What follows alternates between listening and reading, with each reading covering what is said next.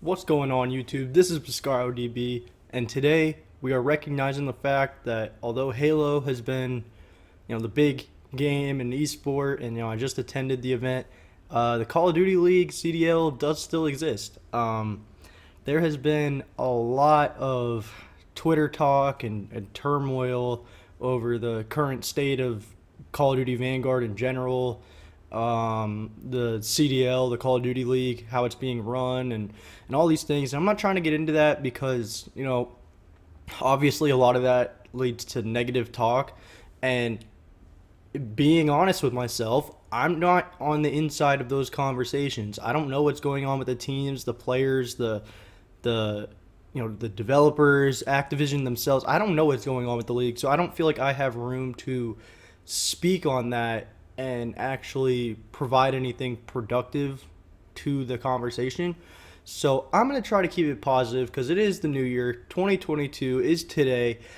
And you know what? I want to start things off by talking about a tier list, or better yet, I'll call it power rankings for the CDL 2022 season. We have the Kickoff Classic taking place in Arlington, Texas, January 21st through 23rd. And I don't believe this counts towards any official CDL points or placements or anything like that. I think it's just a fun way to start the year. And although, yes, many people wish they would do it sooner in the life cycle of the Call of Duty game, let's just be happy about it, be excited about it. And I said, rather than make a rant video about all the things wrong with Call of Duty and the CDL and blah, blah, blah, let's just do these power rankings for the 11 confirmed CDL teams. Yes, of course, there is a 12th CDL team that will be located in Boston. It has been purchased by Kraft Sports and Entertainment, merged with Oxygen Esports, and so there is a 12th team, but we don't have an official roster. There's a very much rumored roster that everyone believes it's Method's current team that he's been scrimming with, but I'm not going to go off of assumptions here. I'm just going to leave that team out of it until we know for sure and just go off of the teams that we currently have. So without further ado, let's get right into these power rankings. All right, now here we are. We're using Tier List Maker, which I've used many times for random videos in the past for a number of things, and I find it as a great tool. I know I've seen other YouTubers make their power rankings for the CDL with this specific tier list, so shout out to all the people that have done it before me. And here's my personal take. So as you can see, we have Atlanta FaZe, and yes, I know I'm wearing a FaZe hat, but I promise I am not biased towards them. It was cool. It was at the HCS Raleigh event, so I bought it. So I'm not fanboying for them or anything like that. We've got Atlanta FaZe, Los Angeles Guerrillas, Paris Legion, Florida Mutineers. NRG no longer is a team. That should be Oxygen Esports or whatever the Boston CDL team is called. And like I said, we're going to ignore them. We've got Optic Texas, London Royal Ravens, Minnesota Rocker, New York Subliners, Seattle Surge, Los Angeles Thieves, and Toronto Ultra. So those are the 11 teams that we're going to be working with in this power ranking.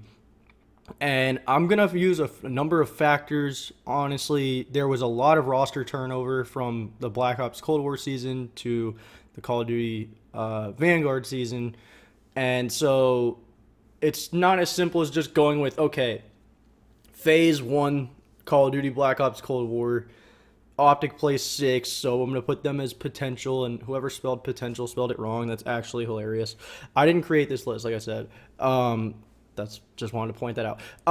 But no, I mean, there's a number of factors that go into this. Last year's performance, team chemistry, new players that have been added or brought into the mix, how they've looked in scrims so far. I know scrims aren't the end-all, be-all of how a team is going to perform this year. I'm aware that they don't mean everything, but it does help because you're seeing how the team is performing on this current game. And I think they should factor into this. So we're just going to go down the line, starting with the Atlanta FaZe.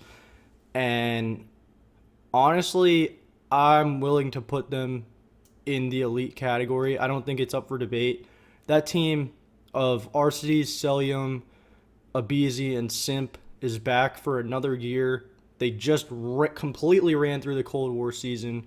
They've looked really solid in scrims. I mean, yes, teams like Optic Texas have had some success against them, but then again, this is just a scrims, online scrims. It's not a huge deal.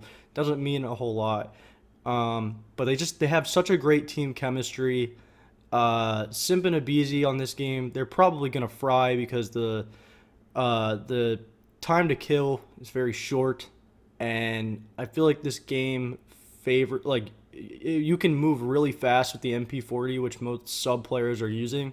So I think they're going to just terrorize the map. They're going to be all over the place, and with squad spawns and stuff like that in this game, I mean, I can only imagine. And then also the AR in this game, I believe, is the Automaton, and that thing fries in the right person's hands.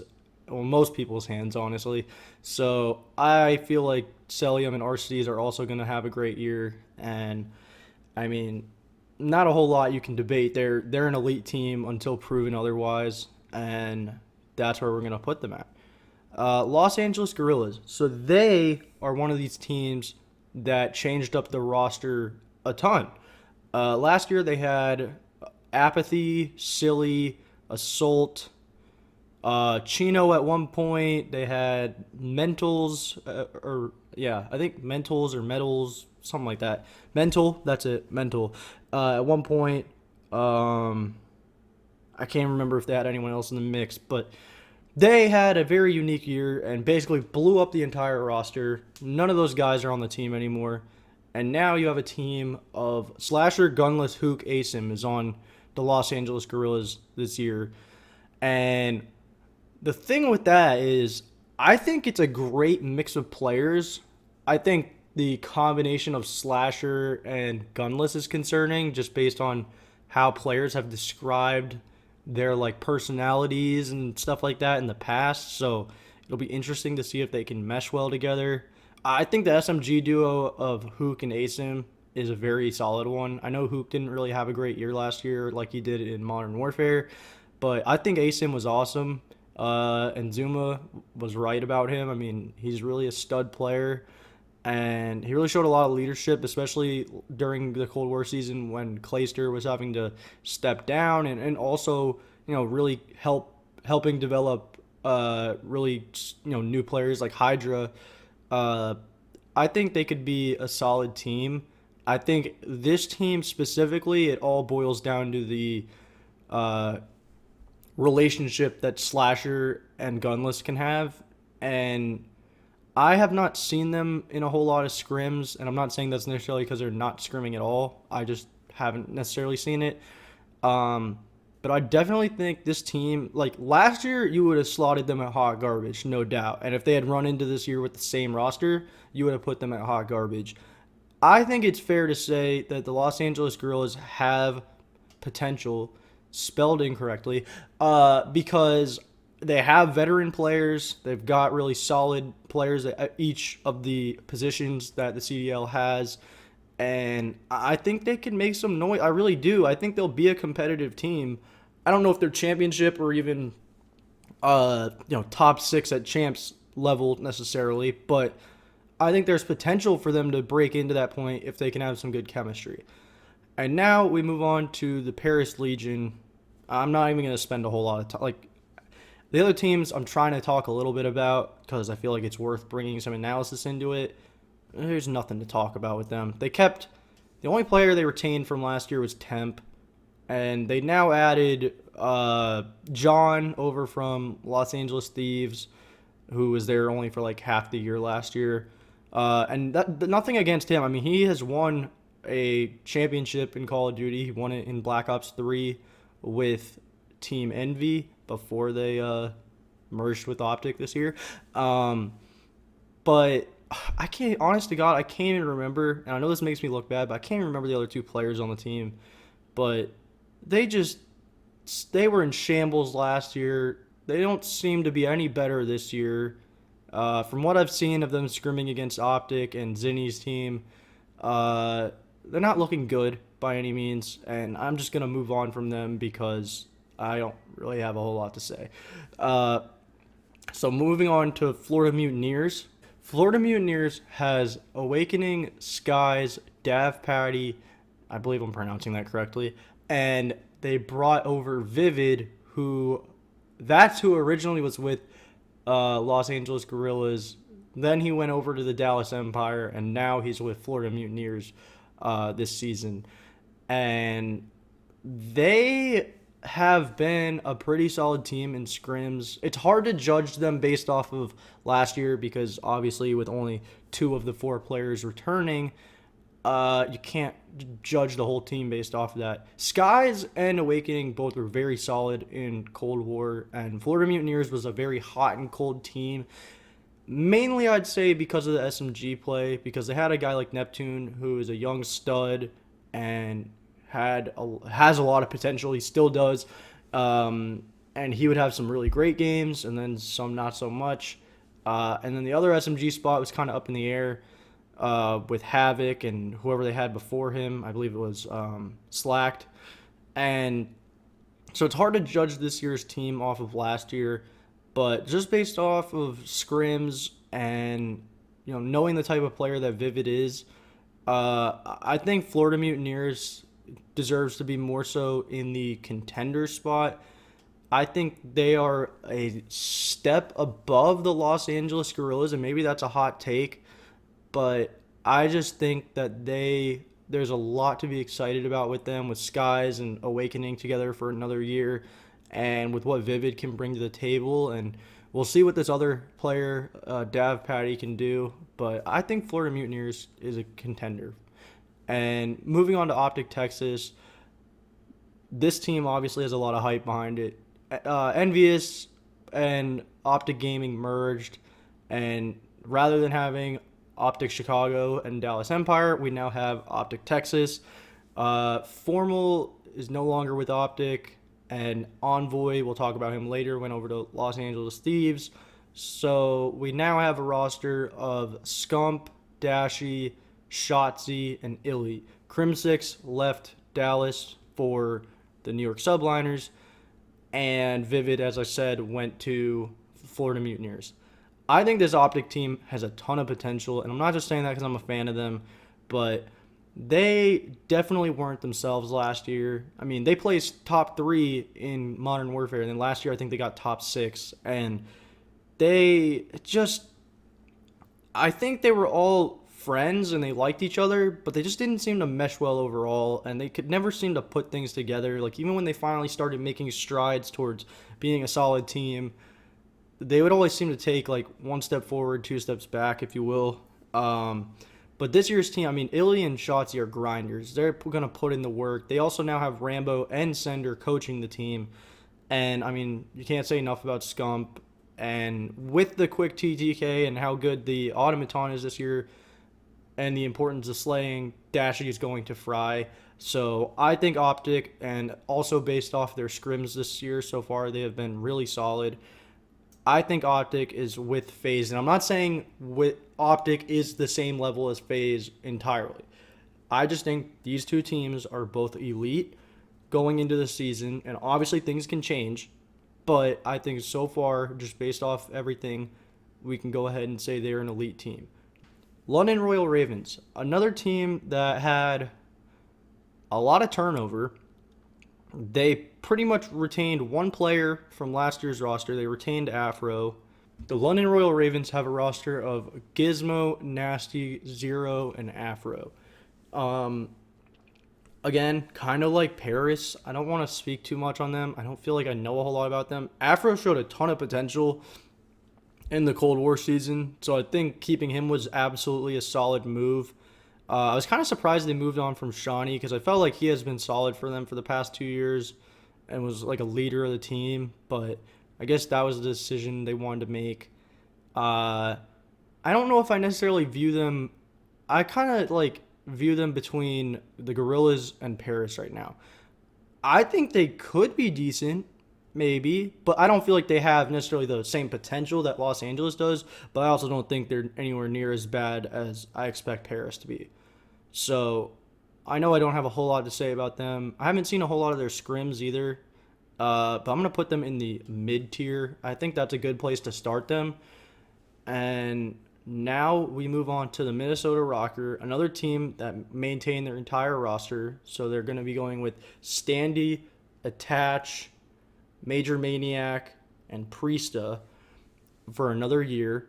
And this team, was very weird last year. They started off pretty slow, and then they ended up winning the Stage 4 Major in a dramatic or they were down in the best of 9. They were down 4-0, and they ended up getting the reverse sweep against Toronto Ultra, which was just insane. And I believe they ended up placing third or fourth at Champs in Black Ops Cold War. I think this team is definitely headed for another great year. I think they are with the contender side of things, along with Florida Mutineers. I definitely think they're better than Florida Mutineers. And I think they're just a step under elite because, they got it going late in the Cold War season. So it'll be interesting to see how they do over a full year, and especially with this game being so different than Cold War. But I think Minnesota Rocker has a ton of potential, and I think they're definitely going to be competitive by champ season. It's just a matter of how competitive, and I don't know if I see them on the same level as FaZe and Optic at this point. And now moving into New York Subliners, I think this team, I'm just going to go ahead and place them at elite right now. I think this team is going to be scary good because they have the perfect combination of experience, like veteran experience, and youth, but with like tons of potential. You got Crimsix and Clayster teaming up again, and they've had so much success in the past. I mean, they won COD champs with Dallas Empire in the Modern Warfare season. They've teamed up previously in the past with Aches and TP.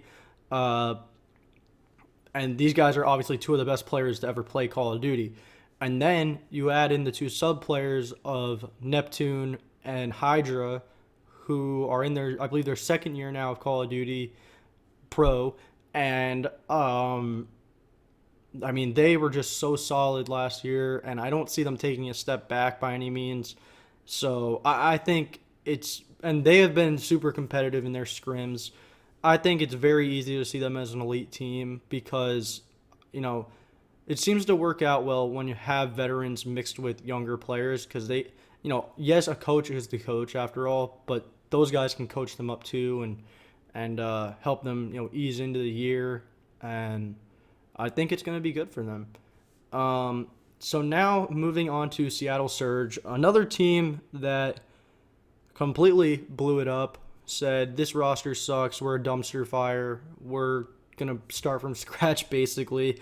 And with this team, you have the new additions to the CDL of Pred and Sib, and then you have returning CDL players but new to the Seattle Surge, Accuracy and Mac.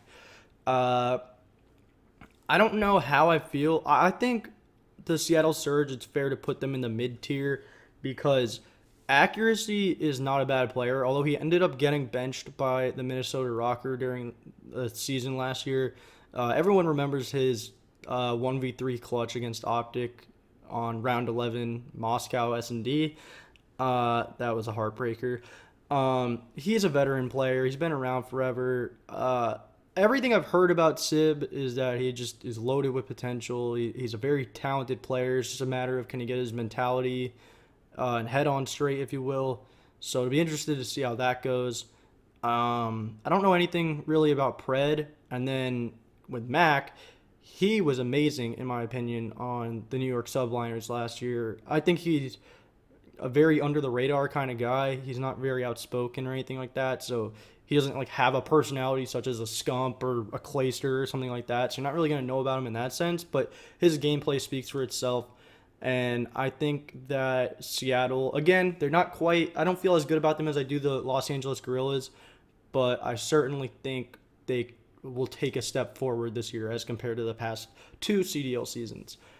Los Angeles Thieves.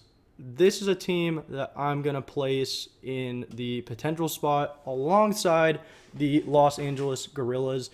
The Los Angeles Thieves, they maintained Kenny Andraza.